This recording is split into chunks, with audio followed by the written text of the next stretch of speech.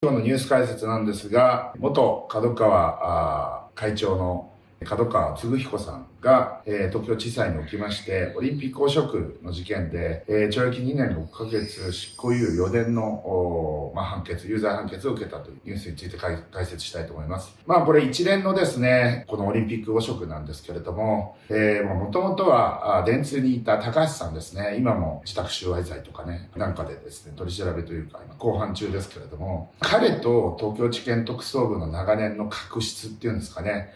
これが原因になっているのではないかなというふうに思っております。というのもですね、EI グループというですね、30年以上前のバブルの時に世界中のリゾートを開発しまくってたですね、会社があったんですけれども、こちらが不正融資事件ということで、不正融資事件でですね、有罪判決を受けてたんですが、これを再審をすると。結構不当な当局によるですね、弾圧というかですね、摘発だったようなんですけれども、それについてですね、それは弟だったんですね、今回のオリンピック汚職のね、高橋さんの。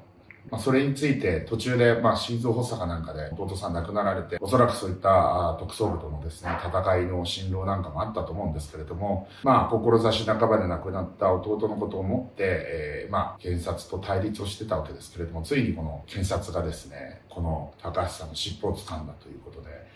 オリンピックのですね、招致委員会、実行委員会ですかね。国とですね、東京都からお金をもらっているということで、準公務員扱いという、つまり公務員に対してお金を渡したら、賄賂を渡したらですね、有罪になるっていう理屈でやったわけですけれども、昔からですね、電通、博報堂、ADK、大手、広告代理店3社がですね、これによって実はみんな有罪判決を受けておりまして、そこの社員さんとかもですね、有罪判決を受けたりとかしてるんですけれども、サラリーマンですから、検察に言われたことに逆らったりはしないわけですけれども、僕はこれ結構微妙な事件なんじゃないかなと思ってるんですよ。準公務員扱いっていうふうに本人たち多分認識持ってなかったと思うんですけど、これ多分高橋さんを挙げたくて、お供で多分角川さん捕まったんだと思いますけど、現社長の夏野さんに言わせればね、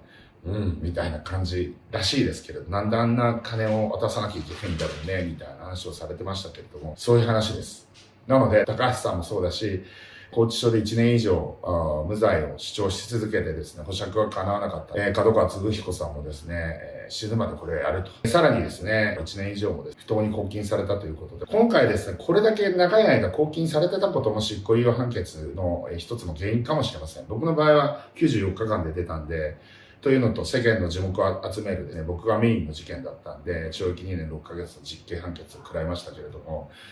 角川さん、高橋さんのお供だということでですね、これぐらいで済んでる。だけれども、人質司法の不当性を訴えて、損害賠償請求訴訟もやっておりますし、死ぬまで頑張ってくださいということで、今日はこの辺で解説終わりたいと思います。いってらっしゃい。